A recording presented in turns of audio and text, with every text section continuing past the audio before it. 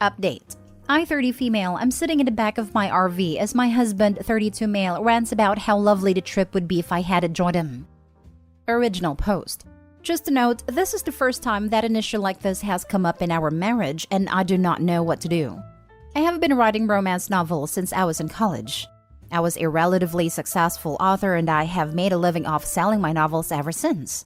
I do not make a lot of money, but I do bring home around $40,000 a year in book sales. This allows me to stay at home during the day so I can write and also make crafts to sell in my Etsy shop. A few years after college, I met Tim and we instantly hit it off. We dated for 3 years before tying the knot, and we bought a house shortly after. Tim makes living off his investments in stocks. However, we keep our finances separate. This is because Tim inherited a vast amount of money from his family, and before we married, I signed a prenup agreement in order to ease his mind. We both contribute an equal share to the joint bank accounts for bills. Then we use the remainder of our money for ourselves.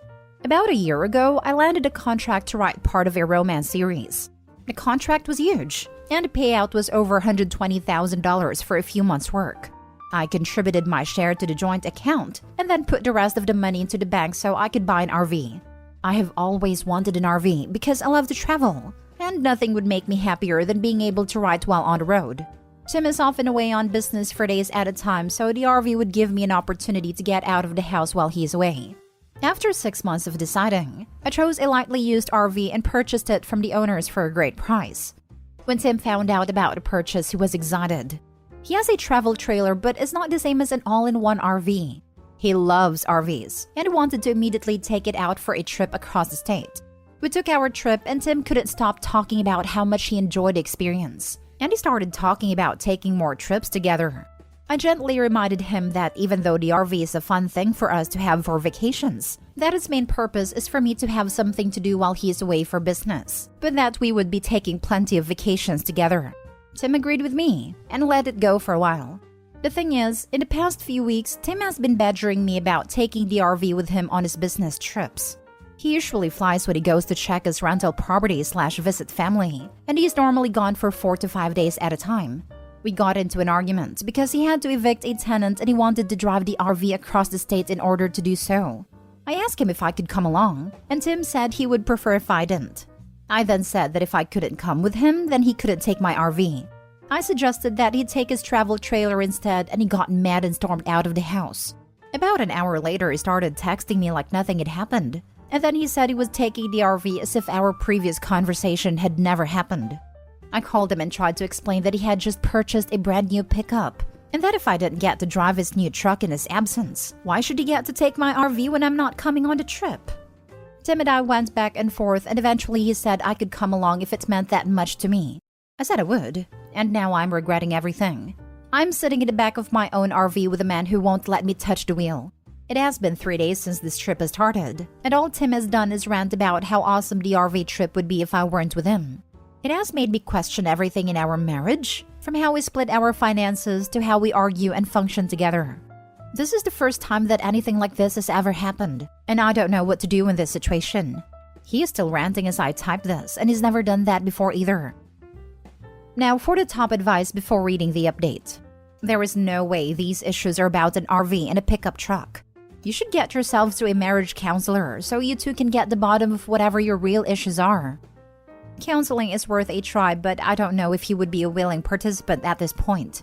I have never heard him be passive-aggressive like this before. Usually he is brutally honest about his feelings.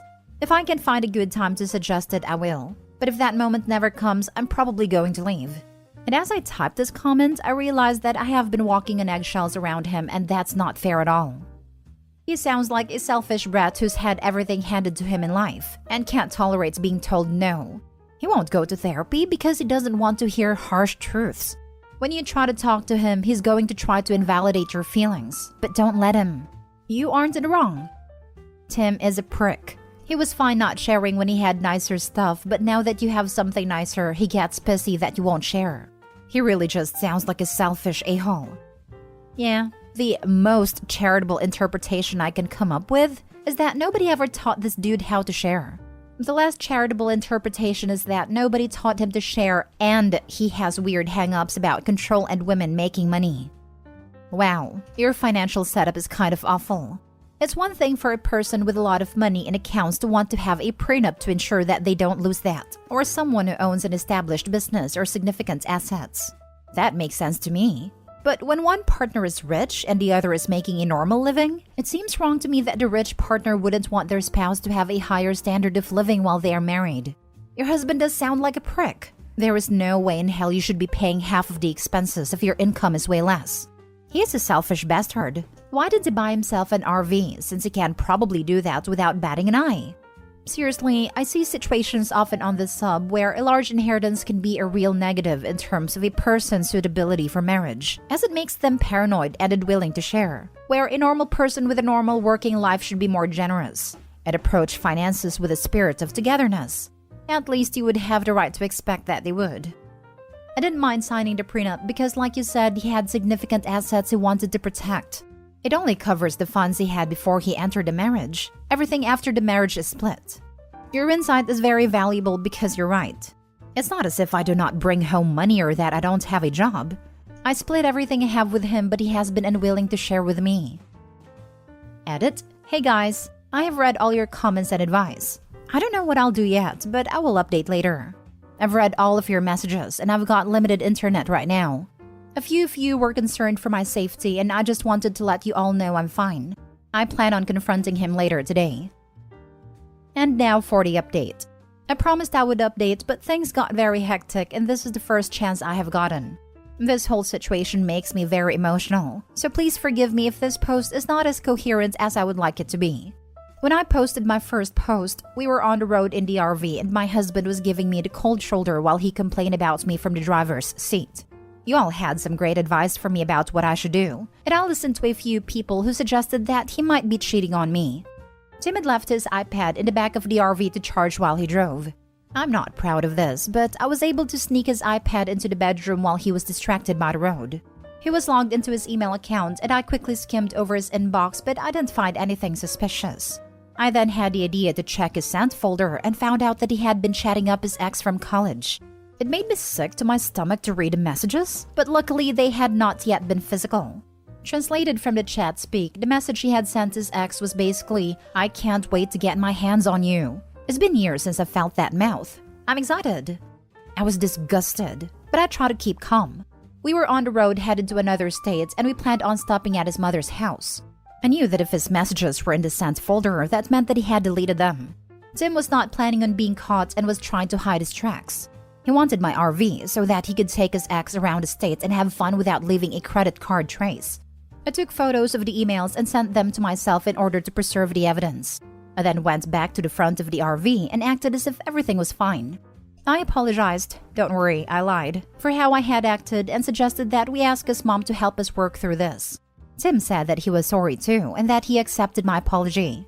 He said he was looking forward to using the RV in the future and that he was glad I had come to see reason.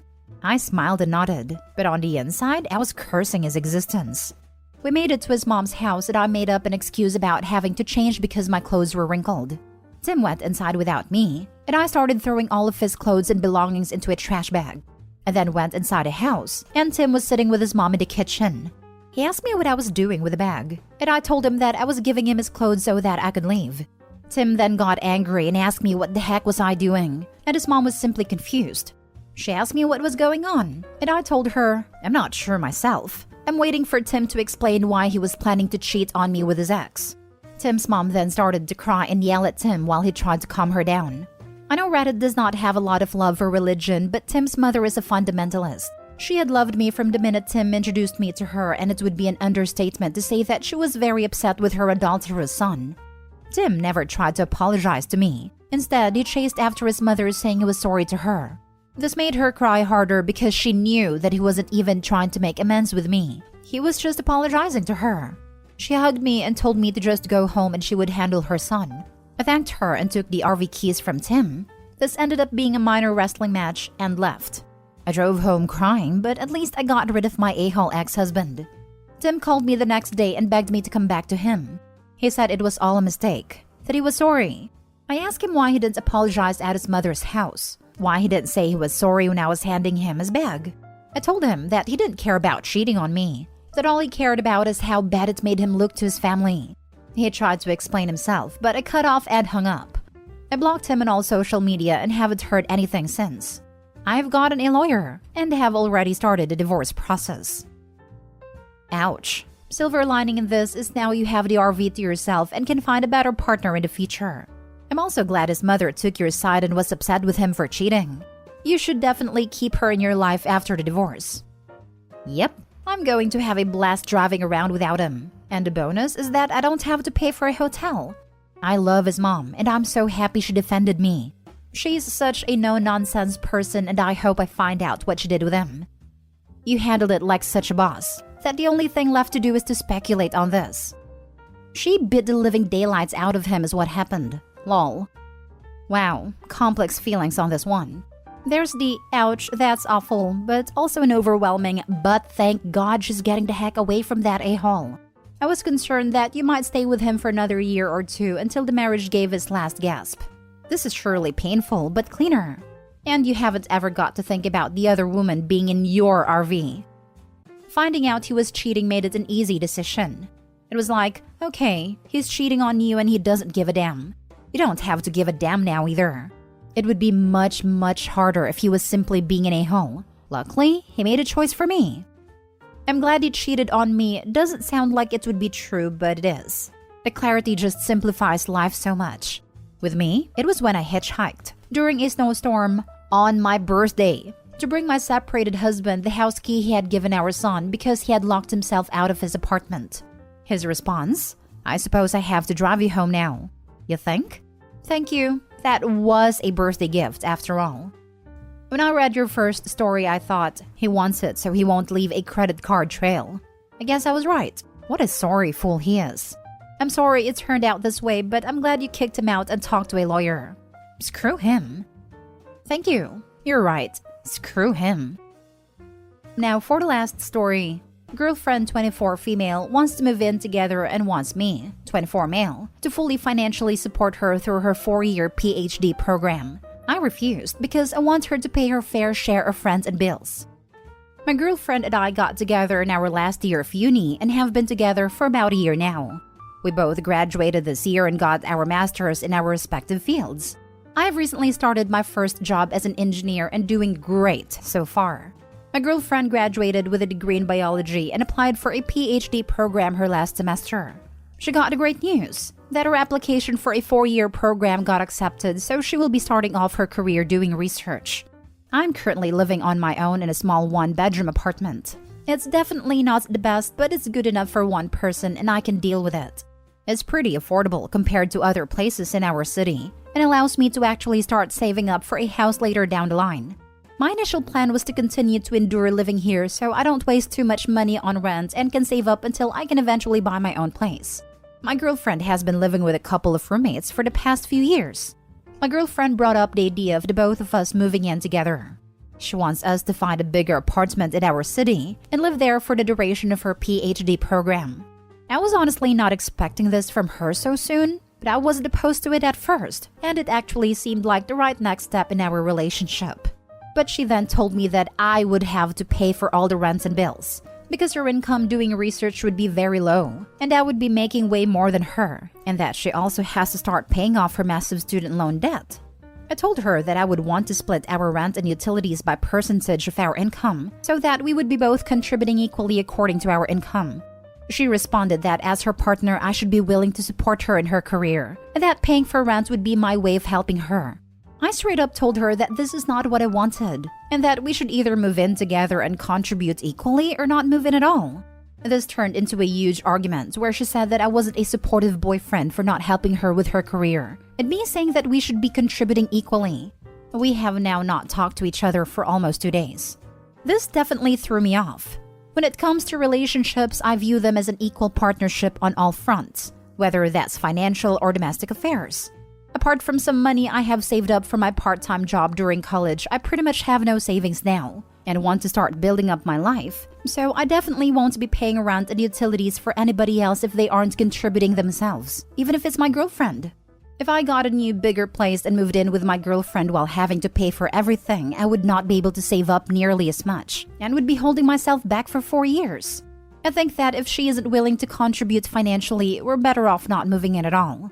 How do you guys think we can resolve this issue between the both of us? Now for the advice. You've only been dating a year. No way I'd do this. Too much chance that you find her PhD and then she dumps you when she's done. Actually, I wouldn't recommend anyone moving in together after only 1 year, but especially just so one can support the other. Even if OP agreed, he would harbor so much resentment in those 4 years. I don't think any amount of intimacy, cuddling, etc. could make up for the 40-plus hour work weeks OP would have to do to support both of them. That actually happened to a friend of mine. She funded his PhD, then 2 weeks after he was done, he dumped her. She never really got over it. A friend of mine supported her husband while he studied. He graduated and got a new shiny wife in his profession. Yep, and those are the people who say, I did this by myself. It's not my fault you didn't go to school or advance in your career. I need somebody who can participate with me 50-50. I need somebody who's on my level. After you did 9-to-5, just to help them survive so that they could focus on their dreams.